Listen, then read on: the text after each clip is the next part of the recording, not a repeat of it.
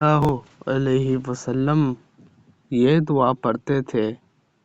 ترجمہ: اے اللہ، میں تیری پناہ مانگتا ہوں ایسے دل سے جو ڈرتا نہ ہو، یعنی جس میں خوف الہی نہ ہو، اور ایسی دعا سے بھی تیری پناہ مانگتا ہوں جو سنی نہ جائے، اور اس نفس سے بھی تیری پناہ مانگتا ہوں جو سیر نہ ہو، اور ایسے علم سے بھی تیری پناہ چاہتا ہوں جو فائدہ نہ پہنچائے۔